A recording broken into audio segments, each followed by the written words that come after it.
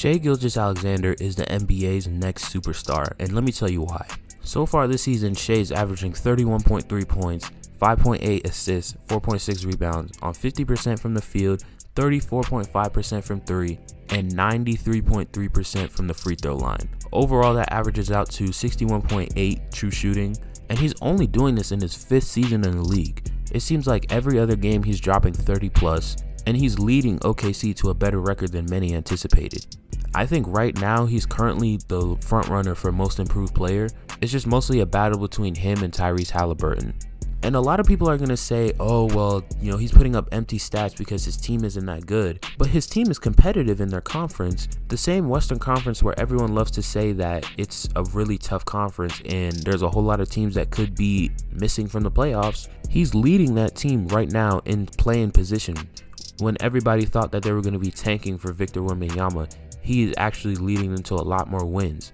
And just looking at where he ranks in terms of these stats, he's second in points per game, leads the NBA in free throw percentage, leads point guards in field goal percentage, second in field goals made, and first in free throws made. And you can see the development in his game too. He's developed a deep scoring bag, which has proven himself to be one of the most skilled scorers in the league. His numbers may have been increasing as his role in OKC has increased, and he's scoring an efficient 30 points per game. It's not like he's taking a bunch of shots and he's not hitting like half of them. Shai is scoring an efficient 30, over 60% true shooting on 21 shots a game. I don't think you can tell me how many 5th-year players have done that in NBA history. Not to mention, Shai is second in 30-point games with 21 so far this season, which puts him in the conversation for being the best scoring point guard in the league right now. He's developed into a great ISO scorer, and he's steadily improving his percentages, especially his 3-point percentage. Even though it's not the greatest right now, I don't think he's a guy that you want to leave open.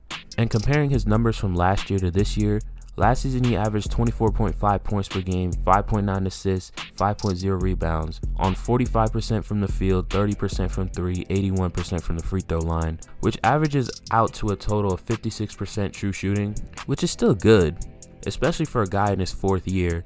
But there are many different factors from last season to this season. Last season, OKC was flat out terrible. They only won 24 games last year, which ended up giving them the 2nd overall pick, and they ended up taking Chet.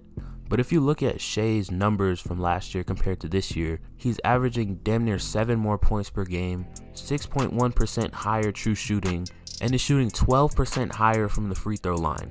And this is why I say Shai has the potential to be the best scoring guard in the league. He's developed into a great ISO player, his percentages are improving by the year, and he's only 24 years old.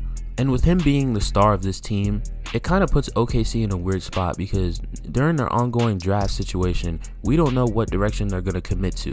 We still have no idea about Chet as he hasn't played a single game yet. We can only really go off of what he did in the Summer League, and even then, the Summer League isn't a really good tool to assess how good a player is.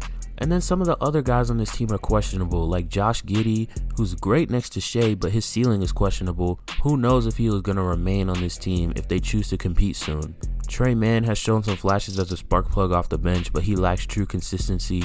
Lou Dort has been great, and OKC could go either direction with him. They could trade him for more assets in the draft if they decide that they want to continue rebuilding, or they can keep him around and he could be a vital piece to a contending team, and if not contending, just a competitive team in the Western Conference. And I know the asking price on Lou Dort is going to be high, mainly because he's a 3-and-D guy, and those guys are so valuable in today's league. OKC could leverage that and get a couple more first-round picks from some of these contenders too. And then Poku on this team is just a complete question mark. He has unlimited potential, but there's just no timetable for him to develop into something special. I mean, unless OKC wants to rush his development, which to me doesn't seem like a good idea, but that's the only realistic way I could see him staying on this team if they decide to contend in the next season or two, because he hasn't really shown what he could really be.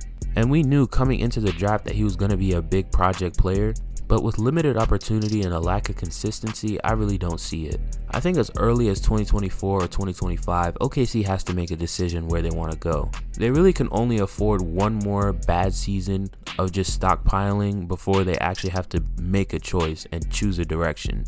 And there's no wrong way to go. If they want to continue stockpiling draft picks, that's totally fine, but at some point that might have to involve trading their best player for a bunch of picks. And I think Shai is a legitimate first option for a playoff team, and it's possible to build around him, but trading Shai would be an extremely controversial decision to make, because that would mean that OKC is so confident that they can get their hands on the next wave of young talent coming into the league out of high school, college, overseas, or the G League, that trading Shai would just be completely worth it. But again, that's not a decision that they have to make right now. They can make that decision a year, 2 years from now. But I think it's best if OKC just starts thinking about building around Shai right now, just so that they don't have to deal with Shai possibly requesting a trade anytime in the future, or feeling pressure to trade all their assets to another team for a star player. But yeah, man, Shai Gilgeous-Alexander to me is the NBA's next superstar, and he's my pick for most improved player this season.